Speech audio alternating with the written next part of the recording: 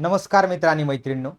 Imagine करा, एक situation आहे, आपल्या घरातील आहे किंवा आजूबाजूच्या आपल्या जवळच्या कोणत्याही व्यक्तीबाबतची सिच्युएशन आपण इमॅजिन करूया. सिच्युएशन अशी आहे की आपल्या घरामध्ये एक पेशंट आहे. तो पेशंट अशा अवस्थेमध्ये आहे की there are no chances of recovery. त्याच्या रिकव्हरीचा कुठलाही चान्स नाही. तो परमनंट व्हेजिटेटिव्ह स्टेटमध्ये गेलेला आहे. व्हेजिटेटिव्ह स्टेट म्हणजे काय? एक वनस्पतीवत अवस्था. वनस्पती ज्याप्रमाणे एकाच जागी उभी आहे त्याप्रमाणे जिवंत आहे, परंतु एकाच जागी पडून आहे. कुठल्याच प्रकारची हालचाल नाही किंवा कुठल्याच प्रकारचा रिस्पॉन्स नाही. अशा वेळी आपण काय निर्णय घ्यायचा? आता तो पेशंट स्वतःविषयी निर्णय घेऊ शकत नाही. त्या पेशंट विषयी निर्णय घेण्याचा अधिकार त्याच्या कुटुंबियांना आहे का? त्या पेशंटला त्रास होईपर्यंत जिवंत ठेवायचा आहे का सन्मानाने त्याला मरू देण्याचा अधिकार आहे? बरोबर. ही डिबेट म्हणजे आजचा टॉपिक आहे. नुकतंच सुप्रीम कोर्टाने अतिशय महत्त्वाचं निकालपत्र दिलेलं आहे. त्या निकालपत्राचा आपण इथं सविस्तर आणि अगदी एक्झाम ओरिएंटेड परफेक्ट ॲनालिसिस विचार करणार आहोत. सुप्रीम कोर्टाने जो निकाल दिलेला आहे तो निकाल आहे पॅसिव्ह युथॅन्शिया या कन्सेप्टच्या बाबत. काय आहे हा पॅसिव्ह युथॅन्शिया? ज्याप्रमाणे भारतीय राज्यघटनेमध्ये आर्टिकल 21 मध्ये व्यक्तीला जीवित आणि व्यक्तिगत स्वातंत्र्याचा अधिकार आहे, त्याचप्रमाणे जर व्यक्तीला जगण्याचा अधिकार असेल तर सन्मानाने मरण्याचा सुद्धा अधिकार आहे का, याबाबत हा सुप्रीम कोर्टाचा निकाल जो आहे तो चर्चा करतो. तत्पूर्वी आपण कन्सेप्ट पाहूया की इच्छा मरण म्हणजे काय. व्यक्तीला स्वतःच्या इच्छेने मरण भोगता येतं का किंवा येऊ शकतं का? व्हॉट इज इच्छा मरण? इच्छा मरण म्हणजे काय? युथॅन्शिया काय कन्सेप्ट आहे? इच्छा मरण म्हणजेच किंवा मानाने मरण्याचा अधिकार व्यक्तीला आहे का? युथॅन्शिया म्हणजेच इच्छा मरण ही कन्सेप्ट काय सांगते आपल्याला की एक असा रुग्ण आहे जो कॉमामध्ये आहे, व्हेजिटेटिव्ह स्टेटमध्ये आहे, त्याला असा असाध्य आजार आहे, दीर्घकाळ तो कोम्यामध्ये आहे की त्याला बरं होण्याची कुठल्याही प्रकारची शक्यता नाही किंवा बरा तो होऊ शकत नाही. बरं, तर अशा परिस्थितीमध्ये त्याचं जे सफरिंग आहे म्हणजेच काय, त्याला जे मृत्यूच्या मरण यातना सहन कराव्या लागत आहे त्या सहन करू द्यायच्या का? जीवन रक्षणासाठी चालू असलेली कृत्रिम उपचार यंत्रणा जी आहे ती उपचार यंत्रणा आपण थांबवून त्यांना त्याची डिग्निटी प्रिझर्व करायची का? त्याला सन्मानाने मरू द्यायचं का? बरं, तर यालाच म्हणतात इच्छा मरणास परवानगी देणे, म्हणजेच कृत्रिम उपचार थांबवून किंवा मृत्यू स्वीकारण्यास परवानगी देणे. का? तर रुग्णाच्या अवॉइड फ्युटाईल इंटरव्हेन्शन म्हणजेच काय, परमिशन टू डाय, त्याला सन्मानाने मरू द्या. रुग्णाच्या वेदना कमी करा, मानवी प्रतिष्ठा जपली पाहिजे, निरर्थक वैद्यकीय हस्तक्षेप करून त्याचं जीवन अवघड करू नका. मग यावेळी आपल्याला समोर येतो दोन कन्सेप्ट, ते म्हणजे ऍक्टिव्ह युथॅन्शिया आणि पॅसिव्ह युथॅन्शिया. बरं, आता ऍक्टिव्ह युथॅन्शिया म्हणजे काय? सक्रिय इच्छा मरण. बरं, डॉक्टर जाणीवपूर्वक काय करतात? Doctor intentionally administers drugs or injection to cause death. म्हणजे डॉक्टर जाणीवपूर्वक इंजेक्शन किंवा औषध देतात, मृत्यू घडवून आणतात, जे भारतामध्ये पूर्णपणे इल्लीगल आहे, तसं करता येत नाही. डॉक्टर स्वतःहून अशा प्रकारे पेशंटचा मृत्यू घडवून आणू शकत नाही. दुसरा आहे पॅसिव्ह युथॅन्शिया म्हणजे withdrawal of artificial life sustaining treatment. आपण बऱ्याचदा ऐकतो की आपल्या जवळचं कोणीतरी पेशंट असतो किंवा कुठल्या तरी नातेवाईकांमध्ये व्हेंटिलेटरवरती आहे किंवा अशा स्टेटमध्ये आहे, कोमामध्ये आहे, ब्रेन डेड आहे, अशा अनेक कन्सेप्ट आपण ऐकतो. तर जीवन टिकवण्यासाठी जे कृत्रिम उपचार असतात, व्हेंटिलेटर सारखे, artificial life sustaining treatment, ventilator बरोबर, फीडिंग ट्यूब किंवा हायड्रेशन, हे सगळं स्टॉप केलं जातं. बरोबर, आणि काही अटींसह, कठोर अटींसह भारतामध्ये याला कायदेशीर मान्यता जी असलेली आपल्याला दिसून येते अगदी स्ट्रिक्ट कंडिशन मध्ये. म्हणजेच भारतामध्ये जसा आर्टिकल 21 नुसार जगण्याचा, सन्मानाने जगण्याचा अधिकार आहे, तसाच तो मरण्याचा अधिकार आहे का, या डिबेट पर्यंत आपण पोहोचतो. मरण्याचा अधिकार म्हणजे स्वतः आत्महत्या करण्याचा अधिकार भारतामध्ये मान्य नाही. म्हणजे यू कॅनॉट डाय. ही केस सुप्रीम कोर्टासमोर आली होती की जर मला जगण्याचा अधिकार असेल तर मला मरण्याचा पण अधिकार पाहिजे, आत्महत्या लीगल ठरवा. काही काळासाठी सुप्रीम कोर्टाने तो निर्णय मान्य पण केला होता. पण सुप्रीम कोर्टाने त्याच खटल्यामध्ये पुन्हा रिव्ह्यू करून सांगितलं की वेवर इज नॉट अलाउड. म्हणजे एखादा पवित्र अधिकार तुम्ही नाकारू शकत नाही. पण तुम्हाला सन्मानाने मरण्याचा अधिकार आहे का, तर यस, त्याला मर्यादित मान्यता आहे. तीच केस आज आपण दुसरा दृष्टिकोन भारताने जो स्वीकारलाय तो आपण शिकतो आहोत. भारतीय राज्यघटनेमध्ये आर्टिकल 21 मध्ये राईट टू लाईफ आहे. पण राईट टू लाईफचा अर्थ काय आहे? राईट टू लाईफ आहे, पण right to life with dignity and the right to life with right to die with dignity, हे दोन्हीही अधिकार समाविष्ट आहे. म्हणजे घटनेतील कलम 21 मध्ये सुप्रीम कोर्ट म्हणते की जीवनाचा अधिकार म्हणजे फक्त जिवंत राहणे नाही. बरोबर. Right to life means not mere animal existence. तर मानाने जगण्याचा आणि सन्मानाने मरण्याचा अधिकार त्याच्यामध्ये समाविष्ट आहे. या बाबतीत सुप्रीम कोर्टाच्या गाईडलाईन्स जर आपण टप्प्याटप्प्याने समजून घ्यायचा प्रयत्न केला तर पहिला टप्पा येतो 1994चा, तो म्हणजे पी रथिनम केसचा, राईट टू डाय ज्युरिस्प्रुडन्स मध्ये. आत्महत्येचा प्रयत्न हा मूलभूत अधिकार आहे असल्याचं मत पी रथिनम केसमध्ये सांगितलं की जसा व्यक्तीला जीवन जगण्याचा अधिकार आहे तसाच मरण्याचा पण अधिकार आहे. पण याच्यावरती खूप डिबेट झाले. नंतर हा अधिकार रद्द करण्यात आला. का? Later this decision was overturn. का? तर नको, आत्महत्यांचं प्रमाण वाढू शकतं. 1996 मध्ये गियान कोर केसमध्ये, किंवा ज्याला आपण मराठीमध्ये ज्ञान कोर केस म्हणतो, त्याच्यामध्ये सांगितलं काय की आत्महत्या हा मूलभूत अधिकार नाही. बरं, suiciding or suicide is not your fundamental right. तुम्हाला जर पवित्र असा जगण्याचा अधिकार दिलाय तर तुम्हाला त्याच्यामध्ये मरणाचा अधिकार नाही. म्हणजे मरण जे आहे ते मरण तुम्ही अशा प्रकारे सहज स्वीकारू शकत नाही. हे स्पष्टपणे या अधिकारामध्ये सांगितलेलं आपल्याला दिसून येतं. पण तुम्हाला याच केसमध्ये स्पष्ट केले 1996च्या की तुम्हाला सन्मानाने मरण्याची संकल्पना सुप्रीम कोर्टाने पहिल्यांदा जाहीर केली की ठीक आहे, तुम्हाला आत्महत्या करण्याचा अधिकार नाही, परंतु तुम्हाला सन्मानाने मरता यायला पाहिजे, मृत्यू सन्मानाचा असला पाहिजे. आणि 2011ची अत्यंत गाजलेली केस म्हणजे अरुणा शानबाग केस, ज्यामध्ये आपल्याला माहिती आहे की अरुणा शानबाग ज्या व्हेजिटेटिव्ह स्टेटमध्ये होत्या त्यांना इच्छामरण, पहिल्यांदाच निष्क्रिय इच्छामरण, ज्याला पॅसिव्ह युथॅन्शिया म्हणतो, हे प्रथमच सुप्रीम कोर्टाने अटींसह मान्य केलं.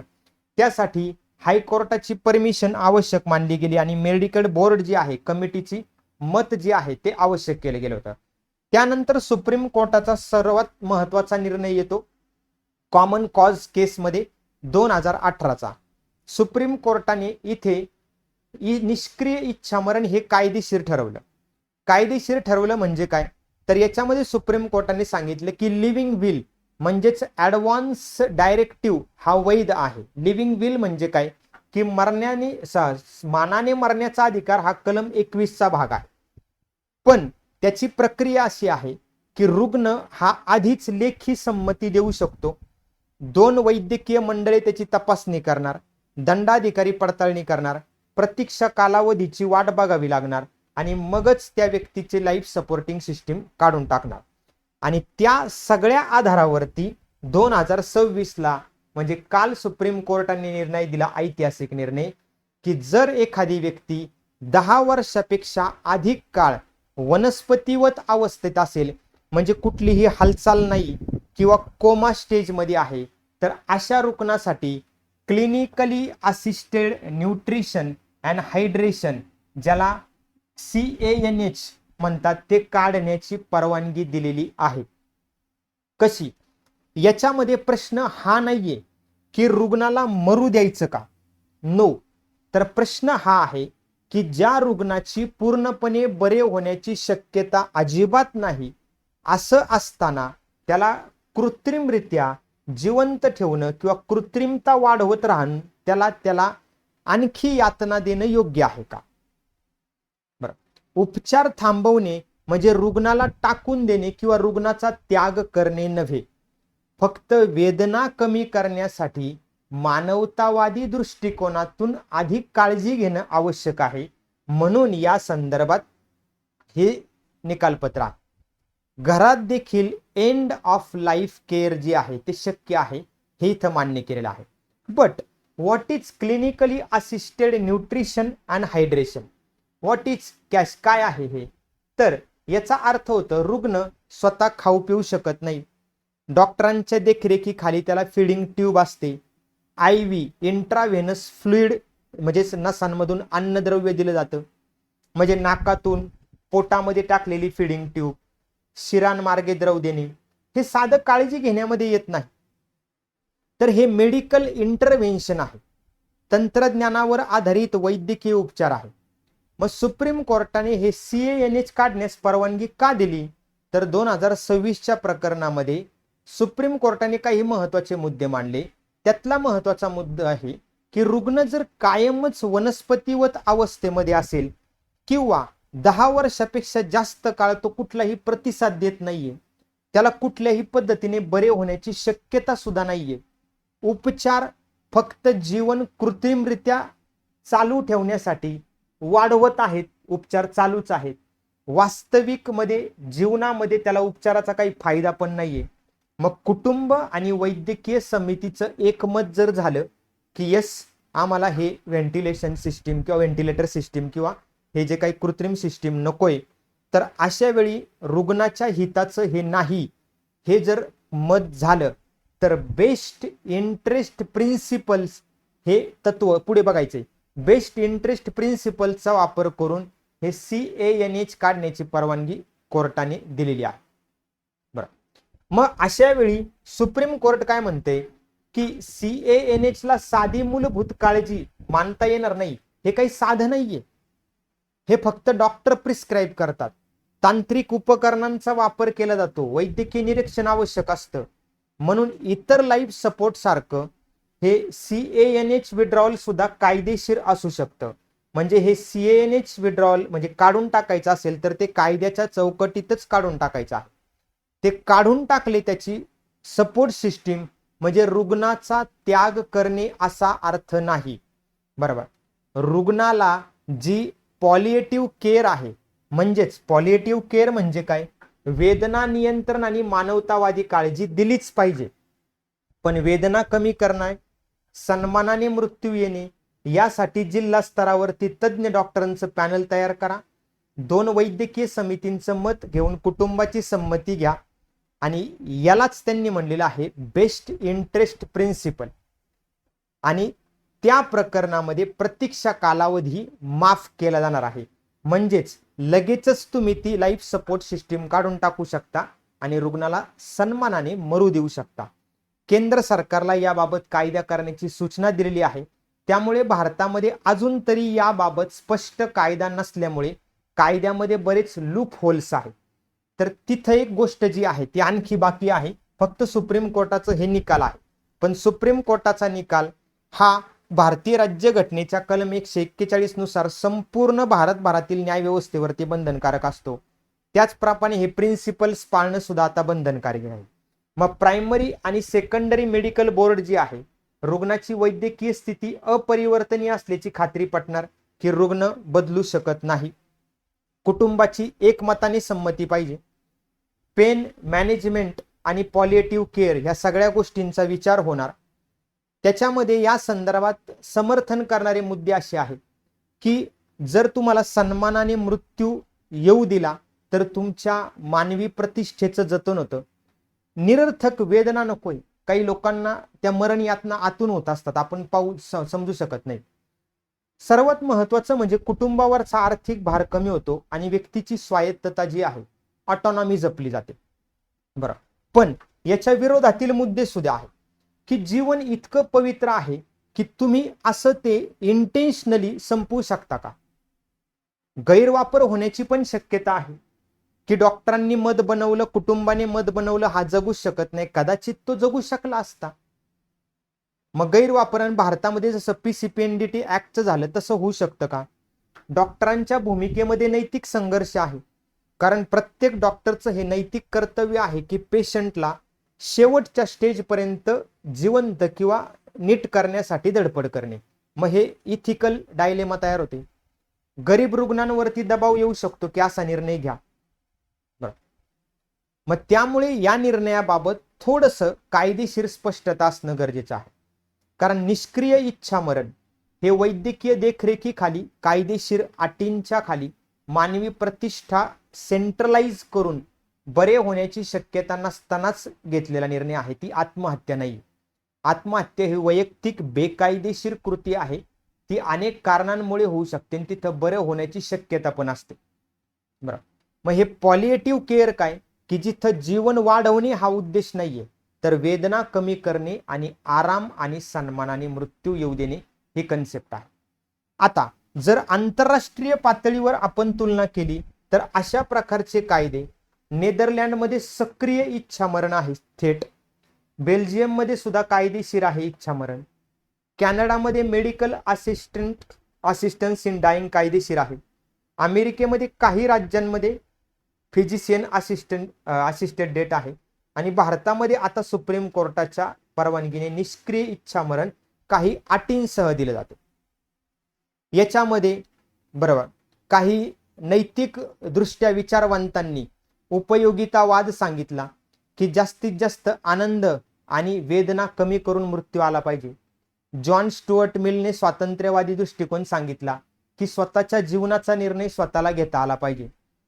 पण पुढे जाऊन इमॅन्युअल कांट यांनी सांगितलं की पवित्र जीवन आहे, आत्महत्या ही चुकीचीच आहे. पण भारतामध्ये जर विचार केला तर भारतामध्ये पॉलिएक्टिव्ह केअर सुविधा अत्यंत कमी आहे. पॉलिएक्टिव्ह केअर सुविधा म्हणजे काय?